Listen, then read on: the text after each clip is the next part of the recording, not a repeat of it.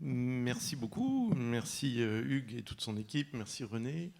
Bonjour. Je vais commencer par me tirer une balle dans le pied. Je ne suis ni spécialiste du cinéma ni de Pasolini, donc c'est à nouveau en escroc que je me présente devant vous. J'espère quand même que ça passera. Comme chaque année. Et en fait, juste vous expliquer un tout petit peu le dispositif. Il y a quelque temps, Yves et moi, nous parlions et Yves me parlait du livre auquel il est en train de travailler. C'est un essai. J'en ai trouvé le sujet vraiment passionnant et il m'a semblé que donc il était possible de peut-être en dérouler une petite partie, un aspect aujourd'hui devant vous. Et donc ce que je vais faire, moi, ça consiste en une sorte d'introduction à ce que va dire Yves tout à l'heure.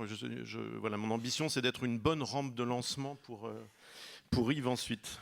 J'aurai du mal à suivre après. Pasolini est un habitué des paris pour ce qui est en tout cas du cinéma, et ça a été dit un petit peu tout à l'heure.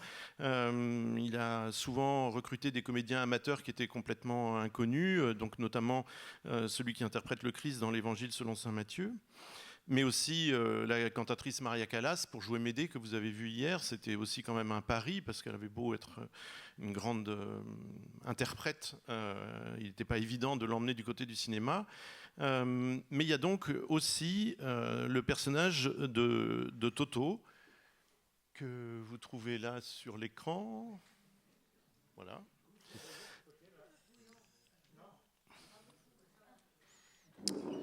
Non, mais on peut pas. Non, on peut pas. C'est un jeu de scène. Bref, voilà, vous avez Toto. Donc on peut peut-être remasquer l'écran parce que je vais repasser sur mon texte. Alors Toto, très très rapidement, c'était un acteur qui était adulé en Italie, mais qui ne tournait que des comédies populaires, ou presque que des comédies populaires, qui reposaient sur son art de la grimace, son corps burlesque, et puis aussi un certain parler napolitain. Voilà. Et Pasolini n'est pas le premier réalisateur de cinéma d'art et d'essai, disons pour aller vite, à vouloir tourner avec Toto. Il est même plutôt le dernier, puisque Toto va mourir quelque temps après le tournage des oiseaux petits et grands. Mais il est le premier, en tout cas Pasolini, à vouloir obtenir quelque chose de Toto. C'est-à-dire à ne pas vouloir le laisser faire son numéro. Pasolini est le premier à exiger de cet acteur qu'il serve son intuition poétique. Pasolini le choisit parce qu'il est fasciné par son masque, par le visage que vous venez de voir, qui réunit de façon... Alors c'est une citation et je n'ai pas trouvé l'origine de cette citation et j'ai beaucoup de doutes qu'elle soit de Pasolini parce que ça n'est pas son vocabulaire, mais c'est l'idée en tout cas. Par ce masque de Toto qui réunit de façon absolument harmonieuse et indiscernable deux caractères typiques des personnages de contes de fées, l'absurde, le clownesque, et l'immensément humain. Le génie de Pasolini s'exprime notamment ici pleinement. Il ne va pas attribuer un rôle dramatique à Toto. Ce serait un renversement un peu simpliste, comme par exemple quand Claude Berry fait jouer à Coluche le rôle du pompiste dans Ciao Pantin. C'est vraiment juste prendre le contre-pied complet de l'image de Coluche. Pasolini ne gomme pas du tout l'horizon comique et populaire de Toto. Un indice du fait qu'il ne propose pas à Toto de renier cette culture populaire, c'est que dans une scène du film, donc des oiseaux petits et grands, Toto s'adresse à la croix ou à Dieu exactement comme Don Camillo le fait dans le livre et dans les films où il est interprété par Fernandel, qui sont des livres qui datent d'avant le film de Pasolini. Donc il y a peut-être là une sorte de clin d'œil ou de petit jeu de la part de Pasolini. Mais donc voilà, la culture populaire, cette culture populaire-là, cinématographique, n'est pas du tout reniée, elle n'est pas du tout gommée.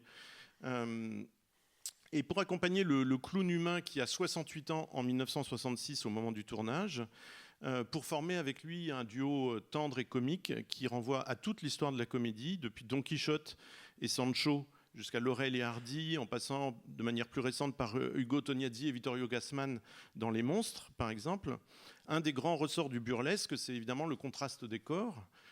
Et Pasolini donc va choisir pour accompagner Toto un jeune homme qu'il connaît déjà, mais qui n'a eu jusque-là qu'un tout petit rôle dans l'Évangile selon saint Matthieu, Ninetto Davoli, qu'on a vu tout à l'heure à l'écran, mais qu'on va voir ici beaucoup plus jeune. Soit donc un profil aigu tout en coup de canif, celui de Toto, et puis un profil beaucoup plus rond, celui de Ninetto. Et je vais juste vous proposer, en espérant que ça marche,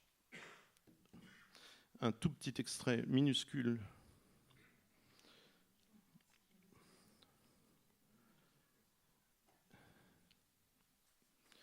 Et ça ne va pas marcher.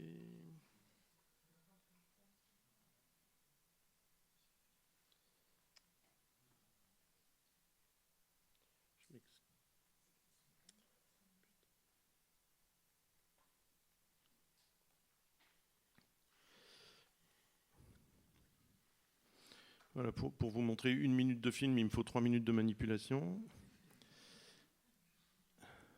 Mais ça fait partie du gag. Là, on est tout à fait au début du film, le générique vient de se terminer, et on est d'emblée dans la situation, c'est-à-dire Toto et Ninetto qui marchent.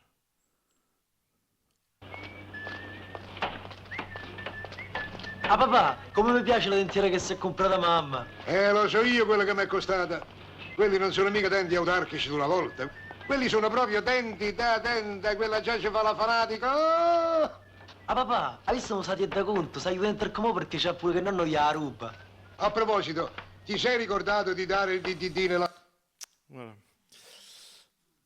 Le dentier qui passe dans toutes les bouches de la famille. Pasolini vient du Nord, mais son goût le pousse vers le Sud et vers les faubourgs et les mauvais garçons plutôt que vers les salons de la bourgeoisie. Mais Toto, lui, fait plus que simplement représenter la culture populaire napolitaine. Il y a une bizarrerie caractéristique, en effet, dans sa biographie. Alors qu'il a 35 ans, Toto est adopté en 1933 par un vieux marquis napolitain avec qui il a un lointain lien de famille, ce qui va lui permettre de se dire jusqu'à la fin de sa vie, alors là c'est une véritable citation, Altesse impériale, comte palatin, chevalier du Saint-Empire romain germanique, exarque de Ravenne, duc de Macédoine et d'Illyrie, prince de Constantinople, de Cilicie, de Thessalie, du Pont, de Moldavie, de Dardanie, du Péloponnèse, comme de Chypre et d'Épire, comte et duc de Drivasto et de Durazzo. Et en fait, bon, on comprend, vu la taille de la liste, on comprend que voilà, c'était quelque chose qui à la fois amusait Toto, mais qu'à la fois il prenait aussi vraiment très très au sérieux. On sait qu'il a fait frapper des pièces à son effigie, enfin quelque chose d'assez étrange, quoi, étant donné la star du cinéma populaire qu'il était devenu. Ainsi, Toto a-t-il un corps grotesque, mais un arbre généalogique des plus aristocrates. Ce que confirme cette plaque en hommage à Toto, sur laquelle la municipalité de Naples a pu le dire, aristocratico e plebeo. Et donc cette identité double ou duel a beaucoup marqué la culture italienne, puisque lors d'un dernier séjour que j'ai fait à Naples, j'ai trouvé par hasard, en rentrant dans la cour d'un vieux palais, ce dessus de porte que je vais vous montrer maintenant, qui est assez sidérant. Est-ce qu'on peut réavoir l'écran ? C'est quand même incroyable. Ça, je pense que les monuments historiques à Naples, si jamais cette administration existe, ce qui n'est pas certain, voilà, ça a dû tanguer quand ça a été restauré de cette manière-là. En plus, il y a un petit côté Diabolo et Satanas là, dans le visage qu'ils lui ont fait. Hop. Une dernière permutation dans Des oiseaux petits et grands. Le film est constitué de 2 tresses. D'une part, des scènes qui montrent l'Italie des années 60, une autoroute en construction, la banlieue de Rome où atterrissent les avions à l'arrière-plan, qui est arpentée par Toto et Ninetto, qui sont père et fils. Et de l'autre, des scènes contemporaines de la vie de François d'Assise, au début du XIIIe siècle. Et Toto et Ninetto sont alors moines et moignons. Cette multiplicité des visages et des identités n'est pas une surprise dans un film de Pasolini. Les acteurs de Pasolini sont avant tout des corps et des tronches. Le comédien qui interprète Saint François d'Assise, par exemple, a les oreilles hyper décollées, ce qui est quand même assez croquignolesque. Les autres corps sont sans grâce en apparence. Toto marche exactement comme le Charlot de Chaplin, les hanches ouvertes en canard. Et Ninetto passe son temps à faire des roulades dès qu'il y a un bout de prairie. Il pousse plus loin la chose, puisque sans grâce ou sans noblesse, à un moment, Ninetto s'en prend à Toto en disant « Mais avec une telle tronche, comment tu voudrais qu'on te confonde avec un saint ?» et Toto s'énerve en disant « Quoi, ma tronche ? Qu'est-ce qu'elle a, ma tronche ?»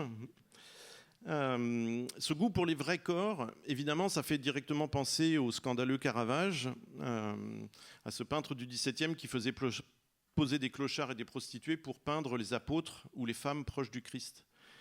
Notamment lorsqu'il peint l'un des évangélistes dans le tableau intitulé « La vocation de saint Matthieu ».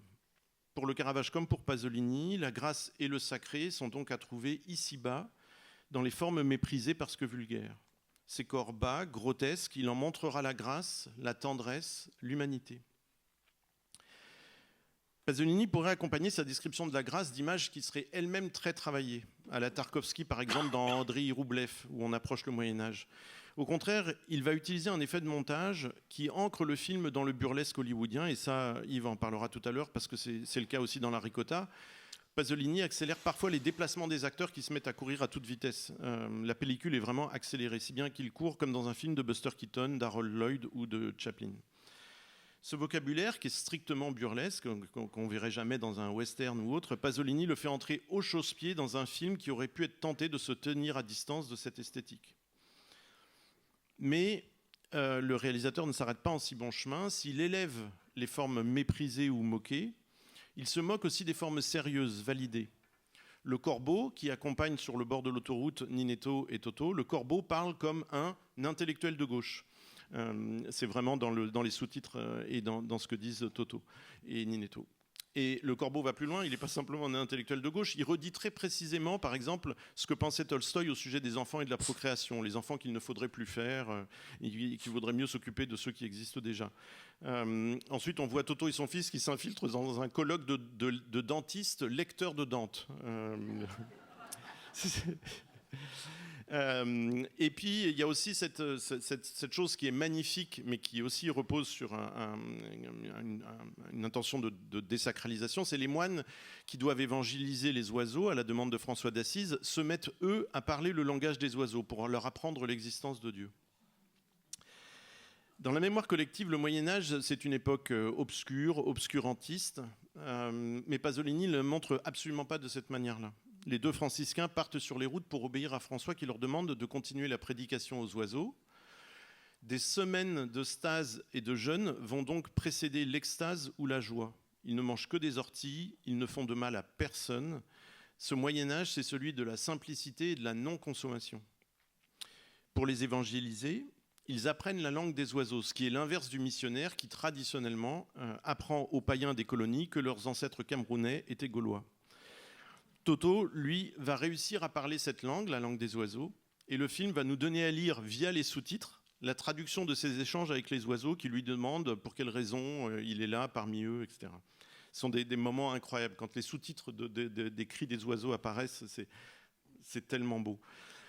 En regard de ce Moyen-Âge, Pasolini place l'époque dont il est le contemporain, donc c'est les années 60. Et que fait le tandem formé par Toto et Ninetto dans cette époque moderne ? Ils vont réclamer des loyers.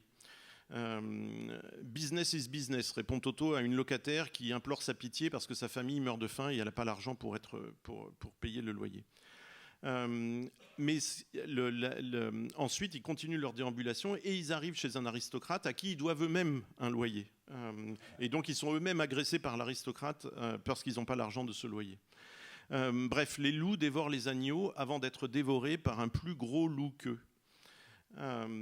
L'intellectuel de gauche d'avant la mort de Togliatti, c'est vraiment ça le titre exact du Corbeau. Togliatti est un des grands responsables du PC italien. Donc le Corbeau, l'intellectuel de gauche, ne peut rien pour eux. Et parce qu'il rit du malheur des autres, il décide de le tuer et de le manger, alors qu'ils n'ont même pas faim. Et quand ils croisent une prostituée, ils en profitent l'un et l'autre, le père et le fils. Laquelle prostituée les trouve très drôles tous les deux. Les images attendues sont donc tout le temps renversées. L'autoroute en chantier ne se distingue absolument pas des abbayes en ruine. C'est en tous les cas un équipement inutile, un endroit dur, dont la démesure est un scandale pour la vie. Quand le Moyen-Âge est au contraire un temps où même les formes de vie les plus fragiles, celles des oiseaux, sont respectées. Alors, ça c'est peut-être la lecture un peu rapide, parce qu'en réalité, il y a une scène qui va provoquer beaucoup d'effroi, un effroi que le visage de Toto va parfaitement rendre. Les deux moines sont à peu près certains d'avoir réussi à bien évangéliser les faucons et les moineaux. Donc Toto est tout à sa joie d'avoir réussi cette mission, mais à ce moment-là, il y a un des faucons qui se jette sur un moineau pour le tuer et le dévorer. Donc si Toto a pu croire un temps que le message du Christ était passé, le réel lui apporte une sorte de démenti cruel. La mort triomphe, terrible, et les faibles, les petits oiseaux, continuent d'être écrasés par les forts. Cette scène, en fait, est très importante. Elle est à la fois sidérante et drôle, mais elle a une grande importance. C'est un pivot dans le film, et elle permet de comprendre une autre partie du film, qu'il faut recevoir en fait comme une sorte de commentaire politique. Une chose nous met sur cette piste du commentaire politique, c'est que soudainement le grain du film change complètement, l'image du film est beaucoup plus charbonneuse, et surtout c'est filmé avec un grand angle, on est dans une manifestation, on voit des gens qui marchent et la caméra les colle, et les gens regardent cette caméra, donc il n'y a plus du tout d'effet de quatrième mur. La caméra est embarquée dans une manifestation. Pour ceux qui voient le travail de William Klein, voilà, ça produit le même effet, quoi. Et on comprend que ces images-là, ce sont celles d'un enterrement donc de ce dirigeant communiste que je viens de citer, Palmiro Togliatti, qui a dirigé le PC avant-guerre et un peu dans l'après de la Seconde Guerre mondiale. Honnêtement, au premier visionnage, cet insert de ces images, qui dure à peu près 3-4 minutes, n'est pas du tout aisé à comprendre. C'est un insert qui est très rugueux.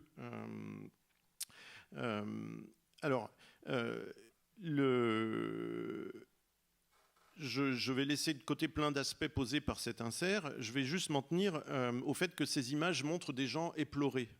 Tous les militants communistes qui viennent rendre hommage une dernière fois à Togliatti sont en larmes, effondrés. Il y a beaucoup de femmes qui se signent, ce qui est assez cocasse. Et puis il y a beaucoup d'hommes qui serrent le poing, un poing un peu rageur, mais avec beaucoup d'affliction sur les visages. Donc ce sont des sans-grades du Parti communiste qui se sentent perdus ou abandonnés. C'est vraiment très très net dans certains corps qui s'effondrent, dans certaines têtes qui tombent. Alors, comment donc comprendre ce passage ? Cet enterrement, il servirait peut-être à Pasolini à dire que lui aussi porte le deuil de quelque chose, d'une certaine ferveur militante ou théorique. L'enterrement et les larmes des militants, c'est un peu en miroir de l'effroi de Toto quand il voit le faucon tuer le moineau. Le monde est livré à la violence des plus forts, qui n'ont plus un révolutionnaire, Togliatti en l'occurrence, pour les défendre. Aux plus faibles, aux petits oiseaux, aux militants éplorés, Pasolini dit, d'une certaine manière, en tout cas c'est comme ça que je reçois le film, qu'il ne les abandonnera pas, qu'il reste à leur côté, en les montrant clowns et tendres, aimants, heureux de réussir à parler la langue des oiseaux, heureux de la beauté d'une femme, heureux de faire les idiots dans un pré en multipliant les galipettes. Je m'arrête là, sur le seuil d'une description des formes de la politique pasolinienne, parce que c'est ce que maintenant Yves va développer. Je voudrais juste finir sur cette idée que Pasolini ne prend pas des gants pour coudre ces images de l'enterrement au reste de son film. Au contraire, vraiment, c'est fait de manière très cut, et à nous de nous débrouiller avec ces nouvelles images. Qui plus est, ce sont peut-être des images qu'il n'a pas tournées lui-même. Il a peut-être récupéré ça tourné par des journalistes. Quand je les découvre, ces images, je pense immédiatement à ces vers de Mandelstam qui a été cité tout à l'heure. Donc, ils sont des vers tirés d'un livre qui s'appelle Le Sceau ou le timbre égyptien. C'est un passage magnifique du livre. Mandelstam dit « Je ne crains ni le manque de liaison ni les blancs. Je coupe le papier avec de longs ciseaux. Je colle des rubans frangés. Un manuscrit est toujours un ouragan tempétueux et déchiqueté. C'est le brouillon d'une sonate. Barbouiller vaut mieux qu'écrire. Je n'ai peur ni des coutures, ni du jaune de la colle. Je couturaille, je me la coule douce. Je dessine Marat en chaussettes. Comment justifier cet insert de l'enterrement? J'y reviens. Eh bien, formellement déjà, car sous ces dehors burlesques, Toto, le film de Pasolini doit rester tempétueux, il doit rester brûlant, âpre, déstabilisant. La conjonction des identités et des contraires que j'ai dit tout à l'heure, elle est possible, elle est même souhaitable et souhaitée. C'est parce que les unions semblent même improbables, entre par exemple le corps de Toto et celui de Ninetto, qu'elles doivent être tentées, au risque de la fausse note, du changement criard, du virage inattendu. Si la violence des gros oiseaux a toujours cours, Pasolini prévient les plus petits. Avec les films que je fais, dont la forme rouvre les choses, rouvre les identités, je serai toujours à vos côtés. À la détresse de ceux qui pleurent au passage du cortège funèbre de Togliatti, Pasolini semble dire « Ce que vous avez perdu sur le plan du marxisme et de la politique politicienne, je vais vous le rendre transformé. » Entendu, Toto, Ninetto et moi avons mangé le corbeau qui était un intellectuel de gauche d'avant Togliatti, mais mes films ont le pouvoir de vous libérer autrement. Bravo.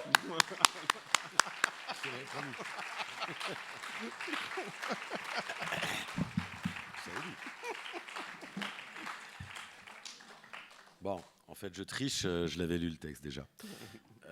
Voilà, donc oui, en effet, je ne vais pas m'attarder, mais en effet, je vais partir d'un texte qui est un livre en cours sur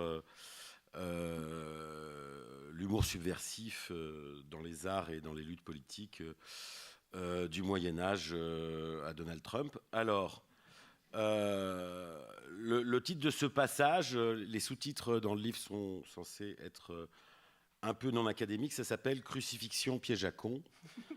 Alors, je commence. Il fallait un marxiste très hérétique, doublé d'un mystique très peu orthodoxe, Pier Paolo Pasolini, pour consacrer en 1962 un court moyen-métrage à la passion de Jésus sous les atours et détours d'une comédie dramatique, entremêlant tableaux vivants en technicolor et intermèdes en noir et blanc, aussi dramatique peut-être que farcesque. Il s'agit donc de La Ricotta que vous avez vu hier, œuvre de commande qui faisait partie d'un film à sketch qui s'appelait Rogopag, parce qu'il y avait Rossellini, Godard et Gregoretti, rien que ça, et dont le sous-titre était quand même assez intéressant. Il était plutôt assez 70s, le sous-titre, c'était « Laviamoci il cervello », autrement dit « Lavons-nous le cerveau ».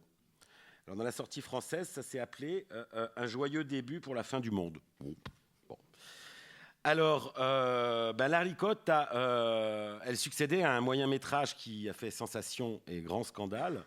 Je ne vais pas rentrer dans le détail, qui s'appelle L'Arabia, qui a déjà été cité, qui est un très sombre monologue en voix off sur fond d'archives d'actualité, des archives d'actualité qui sont parfois commentées d'une manière peut-être idéologiquement un peu obsolète ou indigeste aujourd'hui, il faut bien le dire, mais par une note funèbre à la fin à l'icône marchandisée Marilyn Monroe, sa petite sœur, comme il dit, la petite sœur, si seule au milieu d'un cut-up de champignons atomiques, comme le disait Didier Berman ce matin.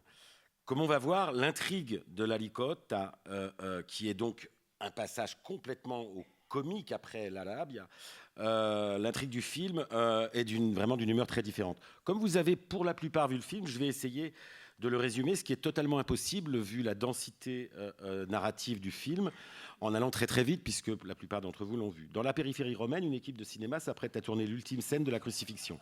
Un certain Stracci, qui incarne à l'écran le bon larron, après avoir offert à sa famille nombreuse le panier repas alloué pour la production, se travestit pour obtenir un deuxième panier repas, aussitôt dévoré par le petit chien de la capricieuse vedette jouant la Madone, tandis qu'un journaliste simplet entame un dialogue de sourds avec le réalisateur, alias Orson Welles, avant de racheter le petit toutou Stracci pour 1000 lires. Avec ce gros billet, Stracci se crève la faim, traverse à vive allure un terrain vague où pèsent quelques moutons pressés d'aller à l'étal du vendeur de ricotta.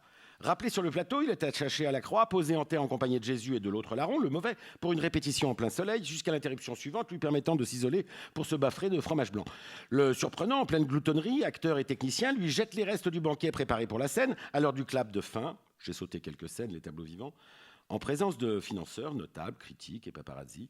La prise du dernier plan d'ensemble sur les trois crucifiés s'éternise à cause de Stracci, justement, pris d'un hoquet l'empêchant de placer sa réplique adressée à Jésus, je la donne en français, « Quand tu seras dans le royaume des cieux, souviens-toi de moi auprès de ton Père ». Excédé, le cinéaste finit par se rendre à l'évidence, en plus il pleut. L'apprenti larron est mort d'indigestion. D'où sa cinglante réaction. « Pauvre Stracci, crevé !» C'était sa seule façon de rappeler que lui aussi avait vécu. Le résumé est fini. Pour échapper au cliché du péplum biblique, Pasolini décentre donc notre attention.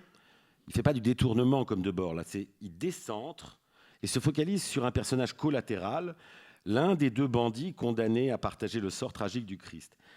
Et comme la majeure partie du film consiste à exposer les à-côtés du tournage, il fait de la doublure du bon larron le personnage principal, en suivant pas à pas sa pantomime, disons pour l'instant, d'empoté naïf.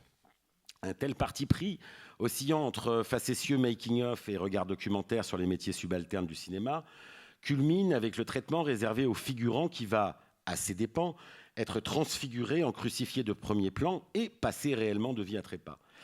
Le nom même de Stracci, qui signifie haillon en français et Lumpen en allemand, fait immédiatement référence au terme de Lumpenprolétariat, qui est un terme central dans toute l'histoire du socialisme au XIXe siècle et qui pose un tout petit peu problème pour dire, comme certains, que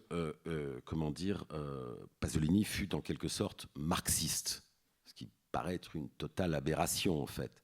Il s'est cru marxiste, mais que disait Karl Marx en 1848 du Lumpenprolétariat ? Des déclassés, des voyous, des mendiants, des voleurs, indicateurs de police, ça c'était dans le manifeste du Parti communiste, puis dans le 18 Brumaire, des rebuts, des déchets, l'écume de toutes les classes de la société, tandis que Engels dénonçait une racaille absolument vénale et impudente. Tout chef ouvrier qui emploie ses vagabonds comme défenseurs prouve qu'il n'est qu'un traître au mouvement. Bon, ce mépris envers les déshérités qui est central dans toute l'histoire du marxisme. Les seuls qui s'y sont opposés au sein de l'histoire de l'international, c'est Bakounine qui, lui, prétendait, à tort ou à raison, que cette grande canaille populaire, qui était à peu près vierge de toute civilisation bourgeoise, on dirait vraiment du Pasolini, porte en son sein, dans ses passions, dans ses instincts, dans ses aspirations, dans toutes les nécessités et misères de sa position collective, tous les germes du socialisme à venir. Voilà, c'est pour dire assez curieusement que politiquement, l'imaginaire finalement politiquement, j'entends, l'imaginaire de Pasolini est beaucoup plus libertaire que marxiste dans l'histoire réelle politique des choses, même si ensuite l'essentiel pour lui, un peu pas très intéressé quand même à la doxa marxiste et à toute cette théorie politique qui passionne pas tant que ça Pasolini en fait. L'œuvre entière, elle témoigne d'une autre passion érotisée pour les acatones et les méridionaux déracinés, et qu'il a toujours pris fait et cause pour ses marches sociales indisciplinées, plutôt que pour le prolétariat réaliste socialiste. Si l'allégorie politique de la Licotta porte au nu un sous-prolétaire enrôlé par l'industrie du spectacle pour mieux ridiculiser la classe dominante des producteurs, grands bourgeois, journalistes ou même tyranniques réalisateurs, car il ne faut jamais oublier que c'est une figure ambivalente, Orson Welles, il lit du Pasolini, il est un alter ego de Pasolini, et il est aussi une ordure de réalisateur autoritaire, insupportable, et qui est même immonde dans la dernière scène du film. C'est le génie de Pasolini, ça, tout est ambivalent. N'oublions pas qu'il s'agit là d'une version biaisée de la lutte des classes qui résonne justement avec la relecture révolutionnaire qu'il fera dans son film suivant, en 1964, de l'Évangile selon saint Matthieu, où là, on a un Christ, un peu guévariste, on va dire. Pour simplifier, il y a beaucoup d'autres choses intéressantes dans ce film, autre que cette version-là. Et l'éternel larron, ici, mis en abîme dans son propre rôle d'affamé littéral, loin de la figure donc réaliste socialiste du prolétaire émérite, celle que défendait le PCI à l'époque, révèle l'humanité profonde du Christ, sa sincérité désarmante, et surtout, cette question centrale, sa totale innocence, dans le sens archaïque qu'aime à lui donner le poète cinéaste italien, à rebours de la pompe et des produits dérivés de la religiosité qui ont dévitalisé son image initiale et qui rendent aussi très obsolète l'imagerie réaliste socialiste. Pasolini joue en permanence sur des ruptures de teintes, Technicolor pour les tableaux vivants, inspirés de la peinture maniériste du XVe siècle, d'autres le diront mieux que moi, noir et blanc grisé pour le hors-champ du tournage, mais use surtout de violents contrastes de vitesse et d'humeur qu'il a réutilisé dans le film dont tu parlais toi, qui était déjà dans l'Arabia et dans tant d'autres films, dans les reconstitutions picturales de la crucifixion ou déposition de Jésus, puisqu'il y a ces deux mouvements, qui sont sujettes à des ratés accidentels permanents et surtout à des messes basses très incongrues des comédiens, sinon blasphématoires. Quant aux tribulations de Stracci et du reste de l'équipe, elles empruntent à diverses formes comiques de l'histoire du cinéma, le burlesque, hommage au maître américain du muet, avec l'accélération saccadée de certaines séquences, le kidnapping du petit chien de la diva, la gloutonnerie du pauvre hère dans la grotte. D'ailleurs, en choisissant pour titre la ricotta, ce fromage crémeux, Pasolini rend évidemment un hommage au motif récurrent des slapsticks, le jet de tarte à la crème. Autre clin d'œil, à la comédie musicale cette fois, les temps morts entre deux prises donnent lieu à des danses endiablées des techniciens et des acteurs sur un air de cha-cha-cha, contrastant quand même nettement avec la solennité doloriste du décor antique. La confrontation verbale outrancière, géniale, de la scène d'anthologie, de l'entretien avec du cinéaste avec le journaliste, ça lance dans un monologue assassin, inoubliable, contre l'homme moyen, conduisant ce peuple d'analphabètes à un nouveau fascisme. C'est la naissance, petit à petit, là on le voit, de la théorie du néofascisme hédoniste et conformiste et consumériste qu'il est en train de fabriquer, auquel il donne une première puissance verbale face à, alors là, vraiment un personnage complètement comique et grotesque. Ça aurait pu être Pierre Richard, quoi, de l'abruti caricatural qui ne comprend rien à ce qu'on lui dit, etc. Alors, in fine, le ressort dramatique du film entier repose sur ce qu'on appelle un malentendu fait exprès. Parce que c'est quoi ce film ? Un infâme voleur prenant la place de Jésus, c'est exactement l'exacte définition d'un quiproquo scénaristique qui en donnera lieu à un autre, dans un film quand même qu'on ne va pas du tout comparer, La vie de Brian des Monty Python. Bon, c'est un autre genre de comédie. Mais c'est le même quiproquo de départ. Alors, en concluant le court-métrage par l'indigestion fatale du supplicié face à de grands bourgeois convient à un cocktail culturel sur un Mont Golgotha aménagé non loin des HLM de la banlieue romaine, exactement les mêmes que ceux du tournage de Mama Rome, le réalisateur instille dans son apologue socio-spiritualiste une faute de goût farcesque, en ponctuant l'agonie de Stracci, de hockey organique qui font penser, je sais pas moi, affreux, salé, méchant, enfin c'est assez farce, faute de goût, on va dire. Ce qui rend d'ailleurs la fin, je dirais, parce qu'il y a des gens qui peuvent penser que c'est complètement tragique, moi je trouve ça totalement grotesque, mais en fait la vérité elle est entre les deux. C'est-à-dire que c'est la fin du film, sur la dernière image, on regarde ça et on se dit c'est indémêlablement et indécidablement grotesque et tragique, quoi. Et là, je crois qu'il n'a jamais atteint à ce point. Alors, je pense que Hervé saura retrouver une citation que je n'ai pas retrouvée, qui dit que c'était un de ses buts dans sa vie de cinéaste, c'était de faire la comédie tragique absolue. Et je crois que là, il l'a réussi, en fait. Et que après, il a fait le film dont tu as parlé, et tout ça, mais il n'a jamais arrivé à un tel point culminant d'ambivalence. Alors, moi, je ne trouve pas tellement que c'est une volonté de blasphème dans ces saillies grotesques, facétieuses, puériles, mais une volonté vraiment de confronter l'essence fossilisée du pathétique aux traditions populaires du comique, afin de distinguer ce qui, dans les évangiles, est, selon sa phrase géniale, est historiquement mort, mais humainement vivant. En fait, un rapport ambivalent à la passion christique recourt à cet humour pour vider l'abcès de l'idolâtrie pieuse et retrouver dans ses songes creux la puissance encore active, émotive, corrosive qu'il habitait il y a 2 millénaires. Donc, c'est-à-dire, oui, il y a la sainteté, etc., dont on va retrouver les traces dans un peuple millénaire séculaire. Mais en fait, dans ce peuple millénaire séculaire, ce qu'on veut retrouver, c'est le carnaval. C'est l'humour, c'est cette force vivante du grotesque. Donc, c'est pour ça que l'humour n'est pas un phénomène annexe. Se détourner des icônes éthérées pour les réincarner dans une âme damnée d'aujourd'hui restitue la portée transgressive des paroles de Jésus, le scandale constitutif de son sacrifice.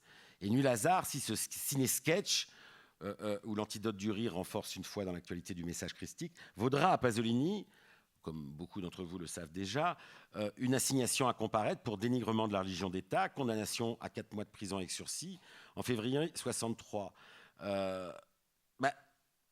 Voilà, il se retrouve donc avec ses démêlés judiciaires. Pasolini, qu'est-ce qu'il fait? Il rédige un mémorandum en début mars 1963 en 21 points qui a été récemment publié sur le site d'AOC. Alors là, on retrouve vraiment Pasolini au summum de sa rhétorique. Il alterne fidélité au dogme apostolique et explication des différents types d'humour, avec une bonne et une mauvaise foi absolue, poussée à leur maximum. Et il nous permet de lire entre les lignes sa volonté délibérée de rendre une vitalité plébéienne au destin de Jésus à travers son obscure doublure. Alors là, il va dire les choses. Il va dire que... il va réellement parler de Charlie Chaplin, de tous les styles du burlesque qu'il a tout à fait intentionnellement utilisé pour...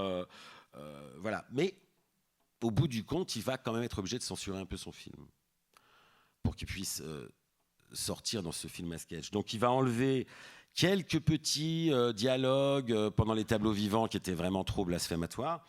Et assez curieusement, il va de lui-même changer la dernière phrase.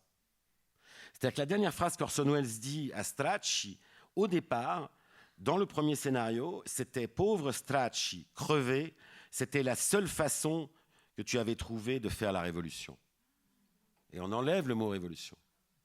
Parce que ça heurtait. Ça n'enlève rien à la puissance subversive du film.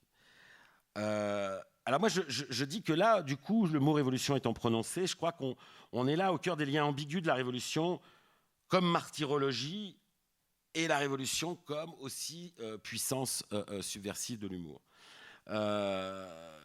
Et là, c'est une question qui, à mon avis, est assez centrale. Donc, je vais un peu quitter là mon texte, parce que j'ai entendu tout ce qui s'est dit ce matin, etc. Alors, pour moi, c'est ma question centrale de ma vie, un peu ça. Le titre du chapitre où ça s'inscrit s'appelle « Martyrologie, non merci ». Moi, la martyrologie qui a tant étreint la pulsion ou l'émotion révolutionnaire, c'est quelque chose qui maintenant n'est plus possible à défendre. Parce qu'on s'aperçoit trop que la martyrologie appartient à d'autres pulsions qui sont des pulsions de fous de Dieu. Il faut abandonner toute martyrologie. Et enfin, ça, c'est, je dis ma position, je ne suis pas en campagne électorale. Alors, revenons quand même sur... parce que c'est vrai que c'est... moi, c'est une chose dont m'avait parlé un militant d'extrême gauche qui a fait de la prison dans les années 70, à la fin des années 70, c'est qu'il m'avait parlé de ce texte, en effet, central de Pasolini, l'extinction des Lucioles. Lui, il n'avait pas du tout aimé ce texte en 75, mais pas du tout. Mais il n'avait pas aimé toutes les positions de Pasolini dans le Corriere della Sera, parce que ce n'était pas des positions très très sympas pour le mouvement ouvrier et étudiant. Mais oublions cela et regardons juste ce que ça dit, c'est-à-dire dans ce texte, Pasolini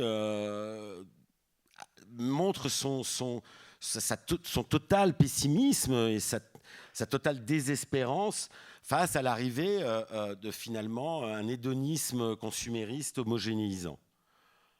Alors, ça pose plein de problèmes pour moi. C'est-à-dire, aujourd'hui, beaucoup de gens, y compris à l'extrême droite d'ailleurs, trouvent cette prophétie géniale.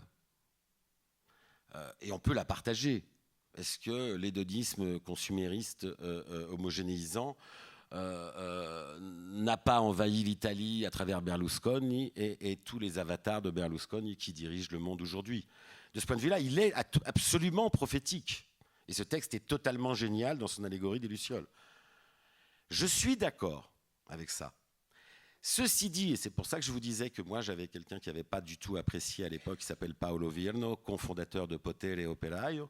Pourquoi ça l'avait, il avait dit « il nous a trahis ». Parce qu'en fait, il y a un petit problème. C'est qu'en fait, en Italie, depuis 1969, là, il y avait un mouvement révolutionnaire qui était pour changer les conditions de la production et pour critiquer la société de consommation, comme ailleurs, avec l'aide de Marcuse, de l'école de Francfort. Enfin bon, la critique de la société de consommation, elle avait envahi toute l'Europe et les États-Unis, évidemment. Et ce mouvement révolutionnaire, bon, il faut dire les choses comme elles sont. Pasolini l'a accompagné, avec des fois des petits écarts de langage pénibles, mais il l'a accompagné jusqu'au moins en 71, puisqu'il a peut-être aidé à financer, mais en tout cas figure sur le générique d'un film fait par un groupe d'extrême gauche, Lotta Continua, et qui est un film documentaire qui s'appelle Le 21 décembre et qui critique la répression étatique contre les mouvements sociaux. Mais pour revenir juste, il ne faut pas que je m'éternise parce que je peux parler 2 heures, mais il faut comprendre une chose, le mouvement italien n'a rien à voir avec le mouvement français. Il y a un mouvement étudiant très fort, mais ce qu'il se passe dans le mouvement social italien entre 69 et 73, c'est le sujet érotique et politique de Pasolini, c'est-à-dire la jeunesse chômeuse, précaire, ouvrière agricole surexploitée du Sud, monte à Turin et Milan pour travailler en usine. Et ces jeunes tombent de la lune en découvrant le travail fordien à la chaîne. Et qu'est-ce qu'ils font ? Eh ben, ils font des grèves spontanées, ils pètent la gueule au contremaître, ils se cassent, etc. Et ils font ce qu'on appelle l'automne chaud. Et les syndicats sont terrorisés, en particulier le syndicat, l'équivalent de la CGT, déteste ce mouvement. Et le PCI commence à dire, c'est des provocateurs, mais qu'est-ce qui se passe ? Mais qu'est-ce que c'est ? Parce qu'en fait, ça passe par un refus total de cette forme de travail, déshumanisante.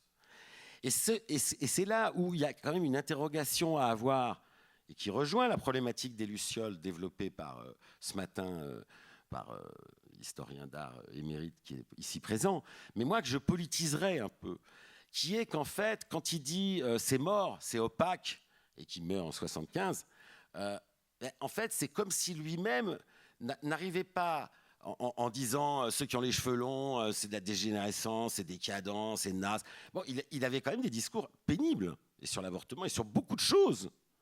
Alors, il aimait bien provoquer tout le monde. OK, mais moi, ce qui me gêne, c'est qu'il se passait quelque chose dans la société à ce moment-là. Et c'était son sujet politico-érotique, le lumpenprolétariat, les marginaux des banlieues, les gens du Sud qui étaient en train d'occuper des maisons, de faire des autoréductions, de faire la grève des salaires, d'occuper les usines, de faire des grèves sauvages. Et ces gens-là, petit à petit, il s'est mis à ne plus les voir.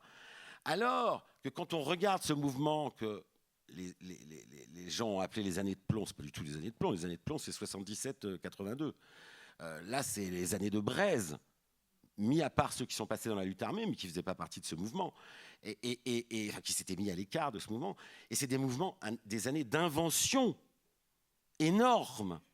Et je conclurai justement, parce que sinon vous allez croire que je fais une campagne politique pour Poutou ou je ne sais qui. En 1977, il est mort depuis 2 ans. Les cercles populaires juvéniles, ils s'appelaient comme ça, de la jeunesse ouvrière qui venait de toutes les banlieues, etc., qui avaient créé le groupe Geronimo, qui ensuite ont créé les Indiens métropolitains, qui ensuite ont créé des centaines de revues, des centaines de radios libres dans toute l'Italie, des choses d'une drôlerie, d'une inventivité extraordinaire. Eh ben, ils ont écrit sur le portique de la Sapienza, l'université un peu mussolinienne dans son architecture, à Rome, dans le quartier de San Lorenzo, ils ont marqué en énorme la fantasia distruggerà il potere, l'imagination détruira le pouvoir dans un immense éclat de rire. Eh bien, je voudrais juste dire une chose. Quand je pense à La Ricotta, je pense que c'est le plus beau film qui puisse rendre hommage aux années 70 italiennes. Mais il était 10 ans avant, c'était désynchro, et lui, peut-être, n'avait plus la clairvoyance de voir les gens quitter l'humilité lumpenprolétarienne. L'humilité, vous n'avez pas entendu là dans le truc ? Ce matin, c'était beau, le truc. Oui, les sous-prolétaires sont leur humilité. Non, ben, quand on les fait venir au Nord, ils ne sont plus dans l'humilité, ils sont dans la sauvagerie et la révolte. Ça, je crois que Pasolini ne l'a pas vu, ou pas voulu le voir. Et parce que le PCI, c'était pas facile pour lui de quitter et de s'affronter à un PCI qui disait ces gens-là sont des fascistes. Merci à vous.